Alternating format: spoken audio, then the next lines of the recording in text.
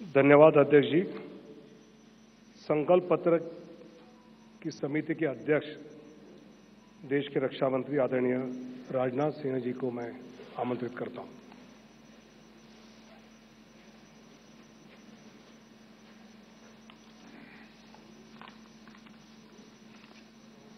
अध्यक्ष जी, सबसे पहले तो मैं आपको धन्यवाद देना चाहता हूं कि आपने इस संकल्प पत्र समिति की अध्यक्षता का दायित्व मेरे ऊपर सौंपा और मुझे इस बात का हर्ष है, संतोष भी है कि मोदी जी के नेतृत्व में हमने देशवासियों से किया गया हर वादा पूरा किया है। चाहे 2014 का संकल्प पत्र हो या फिर 2019 का घोषणा पत्र हो, मोदी जी के नेतृत्व में हमने अपने हर संकल्प को पूरा किया है। जब मोदी जी के नेतृत्व में हम 2014 के लोकसभा चुनाव लड़ने जा रहे थे तो उस समय मैं पार्टी का राष्ट्रीय अध्यक्ष था। Doctor Murli Manohar Joshi ji manifesto committee के चेयरमैन थे। मोदी जी के आग्रह को ध्यान में रखते हुए पार्टी का जो संकल्प पत्र तैयार किया गया था उसमें इस बात का विशेष ध्यान रखा गया था कि जो भी संकल्प हम देश के सामने रखें उसे हम निश्चित रूप से पूरा करें। मित्रों, भाजपा अपने संकल्प पत्रों के माध्यम से जहां स्वाभिमानी और सशक्त भारत के निर्माण का रोड मैप प्रस्तुत करती है, वहीं समाज के हर वर्ग के विकास और कल्याण के प्रति अपनी प्रतिबद्धता को भी देश के सामने रखती है। 5 साल पहले 2019 में संकल्पित भारत, सशक्त भारत के उद्घोष के साथ जो घोषणा पत्र हम लेकर आए थे उसमें हमने आजादी के 75 वर्ष पूरे होने पर भारत की एक संकल्पना रखने के साथ साथ 2047 के भारत की भी रूपरेखा देश के सामने रखी थी। उसी भावना के अनुरूप ही हमने 5 साल के संकल्प लिए थे और मुझे ये कहते हुए साथियों प्रसन्नता है कि साल 2019 में भारत के विकास एवं जन कल्याण के लिए जो भी संकल्प हमने लिए, आज 2024 तक उन सब को पूरा करने में हमने कामयाबी हासिल की है। हम लोगों को इस बात का गौरव है कि भाजपा अपने संकल्प पत्र के प्रत्येक वादे को पूरा करती है। जो हम कहते हैं वो हम करते हैं। हमारे वर्ड्स, हमारे डीड्स, हमारे कृति और हमारे कथन में कभी कोई अंतर नहीं रहा है। यह बात आज केवल भाजपा के लोग ही नहीं बल्कि देश के नागरिक भी मानने लगे हैं। यही विश्वसनीयता हमारी सबसे बड़ी ताकत है। हमने जम्मू और कश्मीर से धारा 370 समाप्त करने की बात कही थी। आज धारा 370 समाप्त हो चुकी है। हमने महिलाओं के लिए विधायी संस्थाओं में 33% आरक्षण की बात की थी। प्रधानमंत्री मोदी जी की प्रेरणा से नए संसद भवन का उद्घाटन होते ही पहला कानून नारी शक्ति बंधन अधिनियम के रूप में देश के सामने आया। साथियों, हमारे संकल्प पत्र में अयोध्या में भगवान राम के भव्य मंदिर के निर्माण का मार्ग प्रशस्त करने की बात भी कही गई थी। आज अयोध्या में रामलला की नव विग्रह में प्राण प्रतिष्ठा हो चुकी है। हमने अपने संकल्प पत्र में आत्मनिर्भर भारत के निर्माण की दिशा में कदम आगे बढ़ाने की बात की थी। आज उस दिशा में देश तेजी से आगे बढ़ रहा है। साथियों, हमने इंक्लूसिव ग्रोथ, समावेशी विकास की बात की थी और गरीब कल्याण के प्रति अपनी प्रतिबद्धता भी व्यक्त की थी। प्रधानमंत्री मोदी जी की गरीब कल्याण के प्रति संवेदनशीलता का इससे बड़ा उदाहरण और क्या हो सकता है कि देश के 80 करोड़ से अधिक जरूरतमंद व्यक्तियों को प्रधानमंत्री गरीब कल्याण अन्न योजना के तहत 2020 से लगातार मुफ्त राशन दिया जा रहा है और मोदी जी ने इस योजना को 2029 तक चलाने का संकल्प भी व्यक्त किया है। साथियों, प्रधानमंत्री मोदी जी के नेतृत्व में हमने पिछले 5 वर्षों में संकल्पित भारत, सशक्त भारत के संकल्प को पूरा करने पर सफलतापूर्वक काम किया है। अब हम भारत के 140 करोड़ नागरिकों के सामने अपना नया संकल्प पत्र प्रस्तुत करने जा रहे हैं। भारतीय जनता पार्टी के जिस संकल्प पत्र को आज हम जनता के सामने प्रस्तुत कर रहे हैं, उसे तैयार करने में बड़ी एक्सटेंसिव और कॉम्प्रिहेंसिव एक्सरसाइज भी की गई है। संकल्प पत्र समिति के पास 3 माध्यमों से सुझाव आए। पहला, रथ के माध्यम से सुझाव हमारे पास आए। दूसरा, संस्थाओं और व्यक्तियों द्वारा पार्टी संगठन के माध्यम से सुझाव आए, हम तक पहुंचाए, और बड़ी संख्या में ऑनलाइन इनपुट्स भी हम तक आए। 4 लाख सुझाव नमो ऐप के माध्यम से भी आए। करीब 10 लाख सुझाव वीडियो के माध्यम से आए। ऐसे करीब 15 लाख से अधिक सुझाव समिति के पास आए हैं, जिनकी स्क्रीनिंग करके हमने उनकी समरी तैयार की है। उनमें से मुख्य मुद्दे ढूंढे गए और उस पर चर्चा हुई कि इन मुद्दों पर हम क्या कर सकते हैं।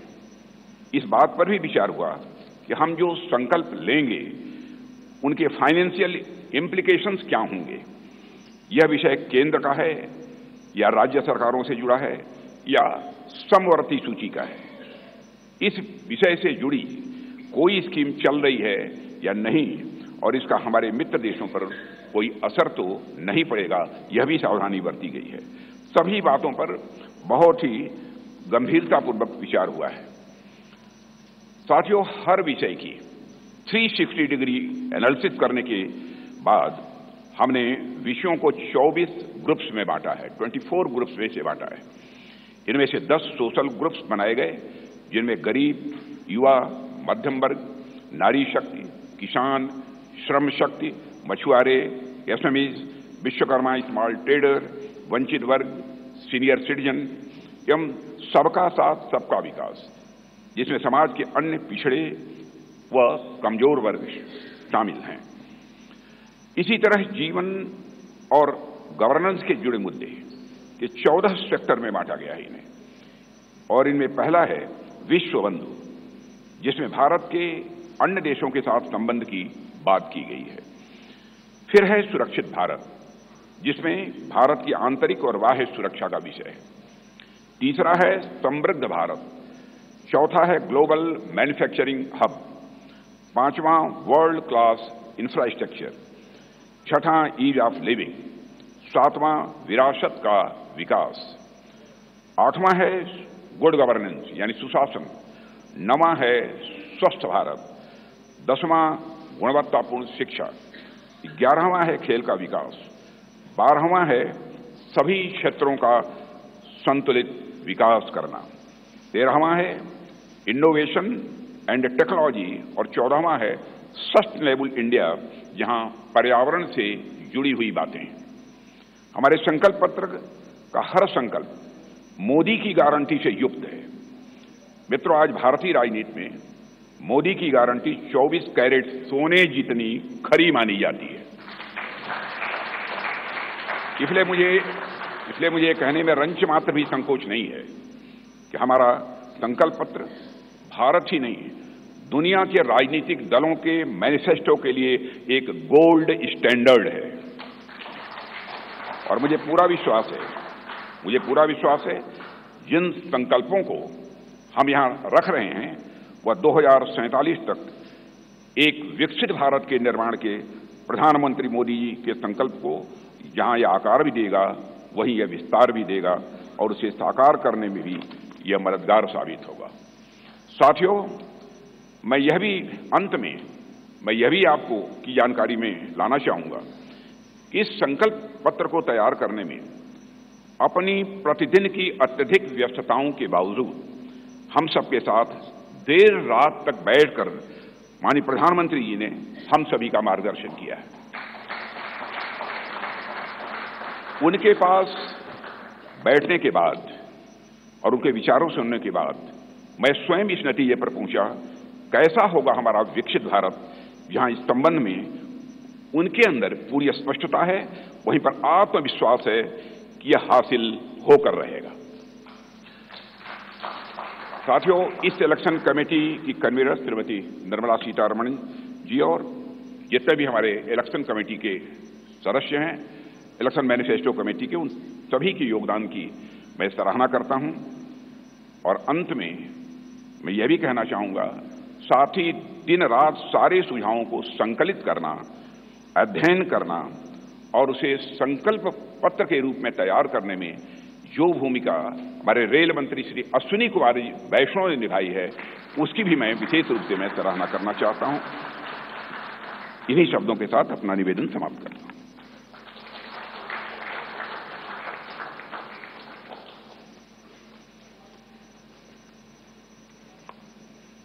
संकल्प पत्र लोकार्पण का आज का दिन विशेष हम सब के लिए है। आज 14 अप्रैल भारत रत्न पूजनीय डॉक्टर बाबा साहेब भीमराव अंबेडकर जी की जयंती है और इस शुभ दिवस पर मैं आदरणीय प्रधानमंत्री जी को, आदरणीय राष्ट्रीय अध्यक्ष जी को और अन्य सभी नेताओं को संकल्प पत्र का लोकार्पण करने का नम्र अनुरोध करता हूं।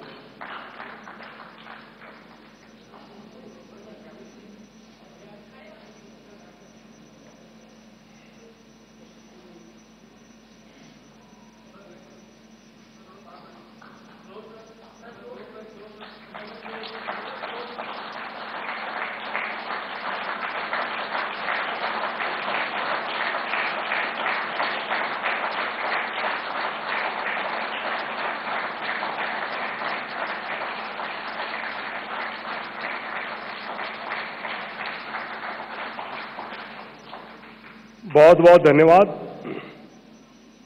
आदरणीय प्रधानमंत्री जी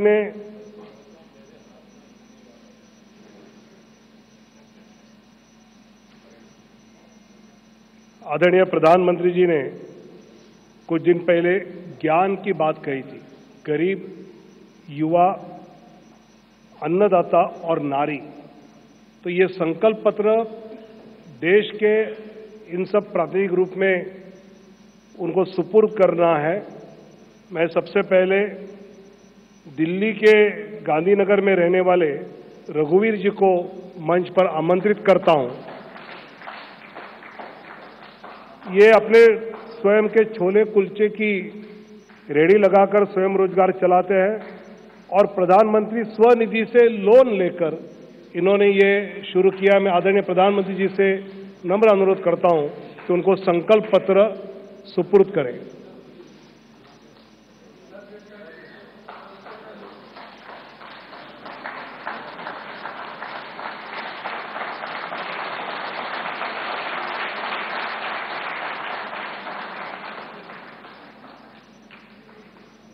श्री रवि कुमार ये युवा है और इन्होंने गाजियाबाद के निवासी है। सुमंगला योजना से और आवास योजना में ये लाभार्थी है। मैं आदरणीय प्रधानमंत्री जी से अनुरोध करता हूं कि वो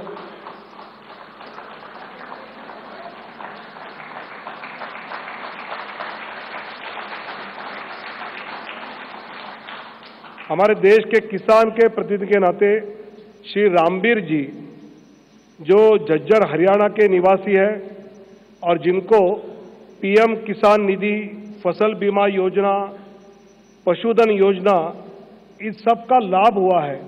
मैं आदरणीय प्रधानमंत्री जी से अनुरोध करता हूं कि सभी किसानों के हेतु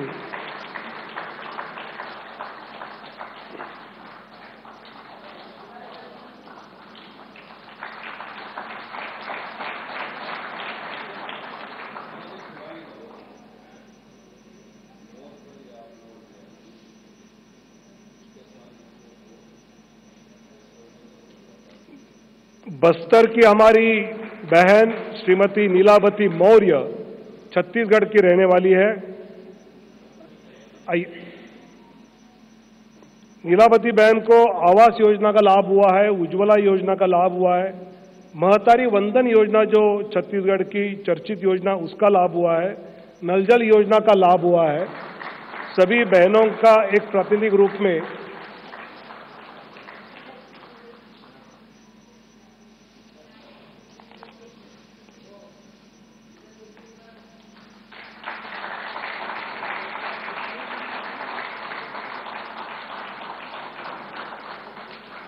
बहुत बहुत धन्यवाद।